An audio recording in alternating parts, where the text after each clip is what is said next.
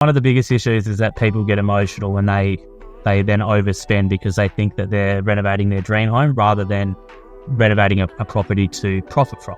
That's something, I remember doing it myself at the start as well. I definitely spent or overspent in areas that, because you get a bit emotional, you want it to look perfect, you think you're going to get a little bit of extra money for it, and it's going to be worth it, but you soon have to learn, you soon do learn the market and what the buyers want, and then over time, you know where to spend money and where to save money. So yes, it is easier to blow the budget, but it comes with experience that you can rein it in, sort of thing.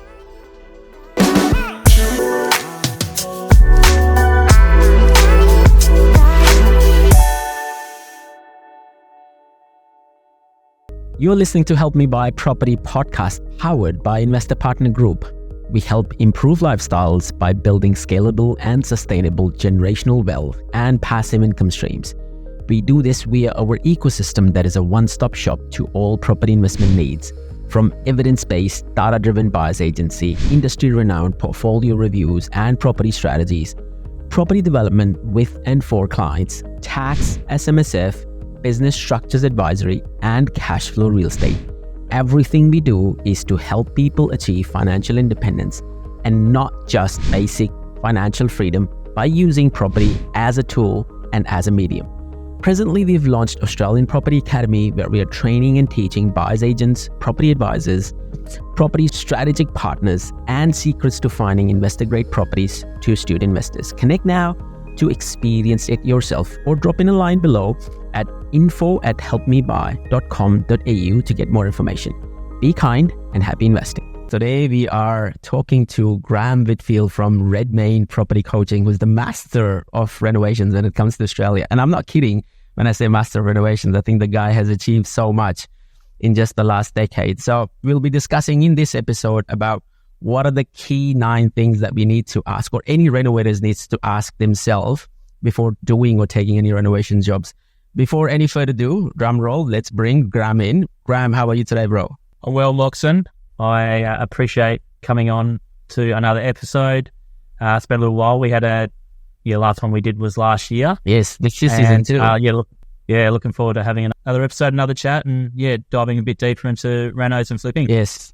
And look, as I said, I'm not making this up. I'm not over exaggerating when I say to people, master of renovations, because you have so much under the belt. So let's take a sort of quick 2 minutes, giving the viewers and listeners a very quick rundown as to what you've achieved and how Redmayne Properties is helping people, or Redmayne Coaching is helping people. Yeah, for sure. Okay. Well, look, it hasn't been a decade. It's only been probably about 3 years. But in that time, I've done probably about 25 deals. So been very active, pretty much in the last 3 years, flipping houses in Perth, renovating and flipping. And, launched our program, our course in October last year, and that's gone nuts as well. Probably got about 150 students in the program now. Amazing. So it had some really good growth, and even better is I've got a lot of students having a lot of success, which is awesome. That's amazing, and thank you for sharing. So without further ado, let's start off with the questions, and some of these questions are my questions as well. So the first and the foremost that when a person who is going down the path of renovating or flipping would always ask is, how do you price the renovations? How do you go around costing the renovations? Yeah, for sure. Okay. Well, it all comes back to the numbers and doing a thorough feasibility. So typically speaking, when it comes to doing feasibility, we reverse engineer the numbers. So, when we're looking at a project, we're going to work out, what the end sale price will be once it's renovated, and then we will work backwards. So we've got to take into consideration everything from our purchase costs, our holding costs, and obviously our, selling costs. So that's how we do it. And then as far as our renovation, I suppose that's the number that can vary a lot depending on exactly what we do to the property. But obviously that comes down to, I suppose, being thorough in your inspection and knowing exactly what needs to be done, from the beginning. So that way you're not missing things. You've inspected the property, going home and obviously breaking it down. Okay, what do I need to do? And then, and getting quotes and working out how much these things cost. Yeah. Obviously, once you've done it a few times before, obviously it gets easier because you know how much things cost. Yeah. It's also, important that when you're starting out that you're trying to renovate and flip and that sort of stuff in the same market, in the same sort of area, because that way you're, after your first one or your second one, you're sort of learning what the buyers want in that area. So you know what sort of specs. So you're not reinventing the wheel or anything like that. And you're just sort of, creating a cookie cutter model. So so at the start, there's a lot of research required because you need to work out, okay, how much do things cost, because you don't know, you haven't done it before. Yeah. But then, every renovation that you do, you get that little bit more experience, and then it becomes a lot easier to work out how much things are going to cost. And does that mean that, when you're working backwards from a feasibility, you're allocating a particular budget to a renovation and you're trying to stick to that budget, basically? You're not going crazy? Well, yeah, of course. I mean, obviously, you don't want to blow your budget because then that's probably going to come out of your profit margin. So absolutely, you're going to, when you do your feasibility, you got to break down everything. How much is all my purchase costs, my stamp duty, my settlement costs, when it comes to my renovation and my holding costs, how much is that going to cost? So you obviously need to be thorough, and that way you don't have any blowouts sort of thing. And then you've got to stick to that budget. Yeah. And how easy it is for a person to stick to a budget when it comes to renovation? Well, one of the biggest issues is that people get emotional when they then overspend because they think that they're renovating their dream home rather than renovating a property to profit from. So that's something, and I remember doing it myself at the start as well. I definitely, spent or overspent in areas that, because you get a bit emotional, you want it to look perfect, you think you're going to get a little bit of extra money for it, and it's going to be worth it, but you soon have to learn, you soon do learn the market and what the buyers want. And then over time, where to spend money and where to save money. So yes, it is easier to blow the budget, but it comes with experience that you can rate it in, sort of thing. Amazing. So second question, so out of the 9 key things, the second key thing, how long should a renovation take on average? Like, what are we talking about when you're thinking about ensuring that the renovation finishes in time? How important is project management around this? Well, it's everything, because if you can't, project manager a project, then it's, of course, you're probably going to blow out, and then therefore your holding costs are going to blow out. And, if you've got investors on the project, like money partners, like I have, and like I teach my students, then potentially their costs are going to blow out and they're not going to be happy. So project managing is everything. You've got to be really thorough when it comes to your schedule. So what I do and what I teach, my students, is that you have a schedule from start to finish. And before the project kicks off, every tradesperson is scheduled in, and the suppliers are going to be on site ready for them. And then it's your job as the project managers to make sure that they're turning up to site, that they're getting the job done. Because if someone lets you down, then obviously you've got to reschedule, which obviously puts everyone else out. So project management is massive. But a big point to note is that what you're trying to do is you're trying to build a team of trades who you can keep using. So, I mean, for me, I haven't, used a new trade in a long time, because I've got an established, team of trades that I can, they use all the time and I can trust. And they know what they know what my renovations are. Like I said, it's pretty much all my renos are the same. So you're completely, it's just like it works really well because because you've got a good team, sort of thing. So as far as how long a renovation takes, though, that's going to vary a lot depending on what the renovation is. Like if it's a small cosmetic renovation in a sort of a cheaper sort of suburb where I can gut a house and put it back together in sort of anywhere between 4 and 6 weeks, and that would be my renovation time. But in a more upmarket, more expensive renovation, where you're doing a lot more, then obviously renovations could be 2 or 3 months sort of thing. So it really depends. And that we're talking cosmetic here. If you're talking structural renovations where you're getting a builder to come in and do works, obviously it's going to be longer again. So it's hard to say exactly how long a renovation would take, but for your sort of, your entry level renovations where you start, you're probably, most students would be trying to aim to get the reno done in sort of the actual renovation itself in probably 6 to 8 weeks. Cool. And what are the key trades that takes the most time when it comes to renovation? Is it like, you're bringing in the chippy, or is it the plumber, or is it the plasterer? You must have that sort of experience as to, okay, this is the trade that I need to look at. It's definitely the painter would be the longest. Yeah. Because the painter has, a lot to do. They've got to paint the whole inside. And when it comes to the inside, like I paint, internal walls, I paint the ceiling, I paint, doors and door frames. So, and then a lot of the time, if it's an ugly duckling, the outside needs painting as well. So you might be painting the front elevation or the front facade, and, you might be painting the roof. Yeah. You might be painting your eaves and your downpipes and gutters and fascia and that sort of stuff. So the painter would be the longest. Yeah. For sure. Your flooring guy, probably, it's, if let's say, for example, you're doing hybrid floors, He's probably going to be on site for 5 days. Your tiler who does your wet areas and stuff like that, again, probably, anywhere between, 3 to 5 days as well. He's got to come back and, a few different times though, because they've got a demo and waterproof, then do wet area tiling, then come back and do, tile splashbacks and stuff like that. So, so some trades have to, they need a bit, like, for example, my electrician and my plumber, they're typically on site 3 or 4 times, but it's not 3 or 4 days in a row. Yeah. They'll come to site and they'll do disconnect, and then they'll come back and they'll do setup, and then they'll come back and do fit off. So, so every trade is different.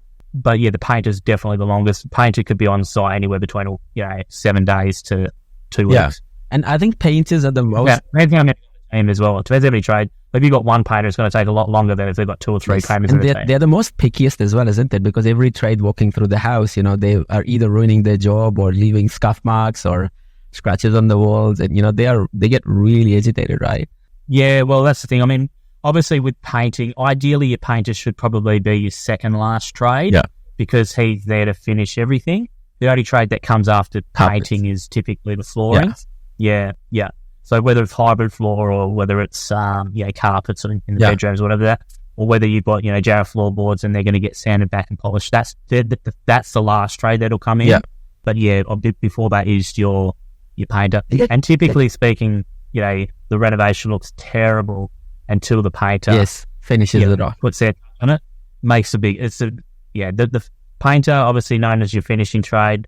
They are the ones that paint can do wonders. Yes. Don't get yourself taken on a ride by property spookers, so-called property investment advisors, or buyer's agents who are selling house and land packages or off-the-plan properties or apartments. Get yourself a copy of this book called The Millennial's Guide to Property Investing. This book is not just for millennials. The title suggests, but it's actually the most advanced way of investing in property. This book will relate to your clients, your colleagues, and other business owners. There are so many property spookers out there who have come out of the woodwork over the last 3 to 5 years, and there is so much misinformation out there that I had to write a book about all the F-ups that people can actually avoid in order to be super successful in the property investment journey. Some of these are really easy to identify, but they are so costly to fix once these mistakes are made. So it's a short book, it's easy to read, it has a lot of stories, it has a lot of examples, and it is a true guide for people who wants to do it themselves. My name is Moxin Reza.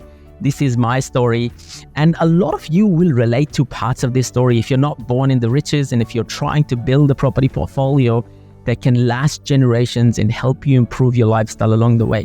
So I give you a chance to come out there and have a read. Be kind, stay safe, keep smiling, keep investing, and please do check out the book.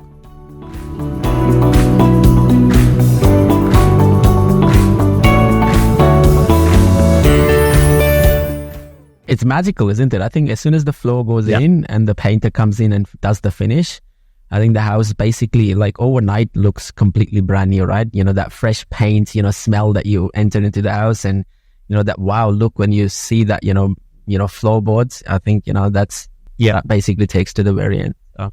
Yeah, for sure. You definitely, your painting and your floors, they just finish the property for sure. So, and I think choosing the right paint color is really important as well. So my tip is Lexicon or Lexicon half, Lexicon quarter. Yeah, I love Lexicon. That's the it just keeps and the safest light as well. And bright. Yeah. And what about stripping the house down? Like, how long would it take for a house to be stripped down? Because you're redoing all the walls, or you're keeping some walls. How do you go around making some of those decisions when time is of crunch? Yeah. Well, look, that's going to depend on the construction method of the home. So, for example, I'm in WA in Perth, so a lot of our houses here are double brick construction. So that means when we gutter, we rip out the kitchen and bathrooms and the old flooring and all that sort of stuff. We've got brickwork on the inside, which is already plastered. Yes. So it just needs to be painted, once it gets renovated again. When you're dealing with, your brick veneer homes like timber frame, for example, and obviously I know over east, it's a lot more common. We still do have those houses in Perth, more from the 60s era and stuff like that. But with those houses, quite often, if you've got like asbestos and stuff like that in your wet areas or, in your kitchen, then when you're demoing, you're probably going to need an asbestos specialist, who can come and do that removal for you as part of your demos. So, and then, of course, that requires to be resheeted, plasterboard and so on to, the third key thing, can I live in my house during renovations? It's a very important question that a lot of people ask. Look, a lot of people do, but the people that do that are not professional property flippers or anything like that. That's not, those people might be doing one deal a year. Do you know what I mean? Or one deal every 2 years. Like if you want to live on a construction site, then yeah, it could be done, but you just don't need to do it that way. That's not how you make money. Yeah. Like people get too caught up on doing it that way, and then I don't pay any tax because, there won't be any capital gains tax, or there's ways to minimize tax anyway with property flipping by having the correct structure in place. But you can definitely do it, but it's not what I'd recommend. Absolutely not what I recommend, because it takes too long. Like if you want to do this as a business and you want to make money from property flipping, you want to be doing, multiple deals a year. There's no reason why you can't do, 5 to 10 flips a year if you're working at it, if it's your business and you're putting in the time and effort to find the deals and you project manage your trades to do the deals. So there's no reason why you can't do 5 to 10 a year, but if you were living in the project, you couldn't do that. So you're better off getting off the tools, you're better off not living in the property, and you're better off just overseeing the project, running the project as a project manager, and spending more time finding more deals to stacking up and make more money. Yeah. And I think it's an important point that you make, that a lot of people think about saving taxes rather than making more money. Like, the more deals you do, you would make a lot more money than, you're trying to save some CTT sort of things at the other end, right? And again, like if you are a big family and you're living in the home, that's just a lot of inconvenience for yourself as well, right? You're moving from home, like room to room, and this bathroom cannot be used and that room cannot be used and this is locked. And even like trades, I think they get super pissed off as well, right? Well, I think you made a good point there. I think with the live-in stuff, I think obviously, couples could do it, before kids, but it just, I've got 3 young kids. I've got twin 4-year-olds and, they're nearly 5 actually, and they've got another one that's nearly turning 2. There's just not possible to. Yes. I couldn't imagine living in a construction zone with little kids. It's just, not worth it. Yeah, definitely. And number 5th key thing, how do I choose the right builder for the renovations? Or should I say, should people be doing stuff themselves, or should they be subcontracting everything out? There is always this fine line of, I know I can do the paint, and so I'll pick up the painting, or I'm really good with flooring and I can lay the flooring myself or the carpets. Where does the sweet spot sit here? Yeah, look, I'm completely unhandy, and so I've never done any of the work. The only thing I ever do on any job is one of my best mates is my rechick and grass guy. So because we've been best mates since we were all 12, when he does a job for me, I always give him a hand, and we go down there and help dig the trenches and help ride the lawn. But apart from that, I don't do anything on the internal lane. I haven't on any of the projects. I'm literally useless when it comes to that stuff, and I'd rather run away from it. So I would way rather pay someone to do a professional job than me try and do anything. So I spend all my time, trying to find deals and obviously my program and stuff like that. So I wouldn't have time to do any of the work myself anyway. Yeah. But as far as, it's like I always say to people, and I always say to a lot of tradespeople, like it's almost a hindrance being a tradie because they want to do all the work themselves. The problem with that is your time frames blow out. And when you're working day and night on a project, guess what? You ain't finding any other project. So you finish that project, and then it's a long time between drinks until you find your next project. Yeah. So again, the most important part of the job is to prospect. Yeah. Right? No different to being a developer like yourself. You always need to be looking for new deals, right? 100%. So get off the tools and focus on finding more deals, so that way your pipeline's full. Yeah. And that's how you're going to run a business. Yes. And if you want to be a full-time property flipper, that's the number one tip I give to all my students. And look, the project management itself is quite like a painful job, right? I think a lot of people think that, managing a project like that is a walk in the park, and you can do it from further out there. You sometimes need to be on site and, be on the top of the trades and making sure that, they are there, especially when you're starting up in the early phases, right? So yeah, I've done 3 renovations for myself, and I realized like trades, they can be so unpredictable and so volatile, right? They would say we would turn up here at 7 o'clock in the morning, and if you don't keep them on the tight leash, they're not there and you don't even realize, right? So yeah. Yeah, for sure. I mean, project management, that's why it comes back to having a good team. If you can get a good team, if you can get people you can trust, it makes your job much easier. So And I remember when I started, I definitely had trades along the way that let me down. Like I went through a couple of plumbers before I found a good one. I went through a painter before I found a really good one. I went through a cabinet maker or two before I found a good one. So, I was lucky with others, like I've had the same tiler from day dot, had the same handyman from day dot, same electrician, which is also a really good mate of mine. So I've had some trades that have been with me since project number one. But then I was really lucky in that I've found a good core team within a few projects. But then I don't have to be on site now because I've literally got a team where they just know what they do. Like when I talk about creating a cookie cutter model, like what I've done the last few years is, if you look at my renos, they're all the same. It's all, I'm not reinventing the wheel each time. So it makes it really easy for the trade. And the thing is, it's all about building good relationships with those guys, because then they want to keep working for you. So, I'll give you an example, right?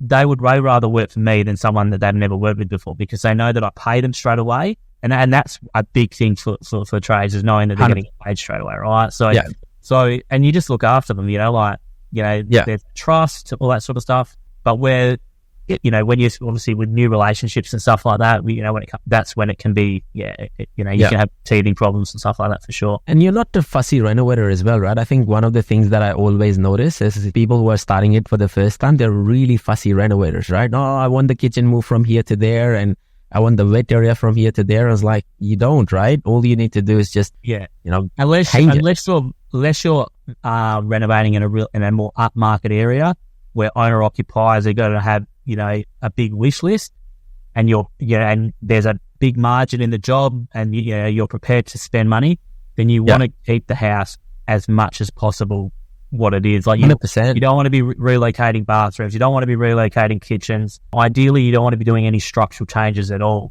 Sometimes you have to. Like, recently, a couple of deals ago, I did a project in Kelmscott, and I had to open up a kitchen and living area because it just needed it. It would have been too small otherwise. So you want to avoid structural changes as much as possible, and just keep it as much just cosmetic as possible. So but when you are getting into bigger deals, if you start doing structural renos and converting character homes from 3x1s into 4x2s, well then you need a builder needs to do that. That's a different ball game altogether. Yeah. So they need a building license, and they need to come in and do that. And you shouldn't be starting there anyway, right? I was talking to a client just literally yesterday, and they bought a fixer-upper that is going to cost them $450,000 to all the way to $800,000 to renovate. And I was like, Jesus, you can do a full-scale development for that sort of money, right? Yeah. The bank is not going to fund you. And so, why would you start off there? You don't need to start off driving, a MotoGP car, right? When you can, start, learning to race, in a safe environment, right? Yeah, for sure. Look, a lot of renovators you speak to them, and they realize, or they'll tell you, that the smaller deals are often the best deals because they're a lot easier, and there's obviously less things can go wrong and that sort of stuff. With your big structural renos and stuff like that, or multi-million-dollar properties, if you don't get your price, if you don't nail it, then it can hurt you, right? Yeah. And and the difference is, if you don't get your price that you're after, you might have to take a pretty big haircut sort of thing. So there's definitely more risk at that higher end market for sure. But that's why you typically your lower end markets are always going to be more buoyant, because there's a bigger buyer pool. More people have that much money to spend. They're less picky. You've got more investors who are just more worried about the rental yield rather than the actual property itself. So the cheaper parts of the market can often be the better part to definitely to start in, because there is more flexibility to make mistakes and that sort of stuff. It's harder to stuff it up essentially. Whereas definitely with the higher end stuff, if you make a mistake, it can set you back. So And you're building for a really niche market when you talk about top high-end, renovations, right? I heard a story where a person ended up selling a house, and this was in Brighton in Melbourne, really high-end area. But the person that they sell the house to, they stripped the brand new kitchen and redid the whole kitchen because they could, right? So you're talking about different caliber of buyers, right? Who are really, really picky about, what they want and what sort of colors are they looking for. And so they don't negotiate, or they don't discount, your poor color choice, or your poor, floor ring choice, or you putting in something that they didn't really like. So I think another point is it's really important to know what the market condition is when you're buying and the area that you're flipping in or that you're targeting, because the difference between a hot market and a bad market can be it can be terrible, because obviously it makes it a lot harder to sell, and days on market are longer and all that sort of stuff. So you don't have to be flipping in a booming market, but you want the market to at least be a neutral market, right? Because when you're doing your feasibility and you're working out, okay, this is what it's going to sell for at the other end, you don't want that price to be less by the time you go to market in a few months' time. So important that you know what the market's doing.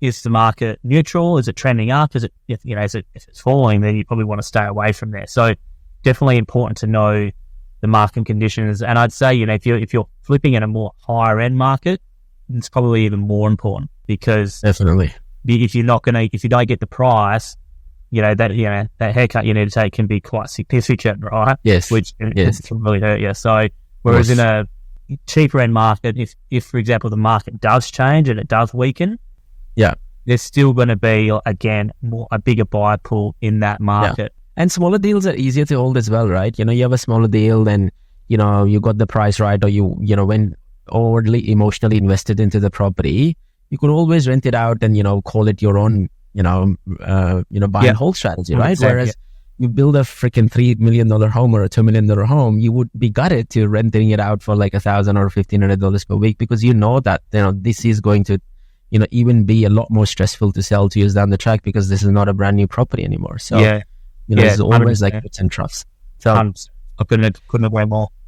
And that's all for today, folks. I hope you found our discussion, especially when you're considering a renovation project. We've covered some crucial points today: the importance of accurate pricing, the feasibility analysis, effective project management, and also value of building strong relationships with tradespeople. In the part 2, we are going to share essential renovation strategies, security measures, contingency funds, insurances, and sourcing the materials directly from the vendors or directly from the distributors to maximize the investments. Stay tuned till the very end. Thank you for listening to us today. Stay kind, keep smiling, keep investing. This is Moss checking out. Adios.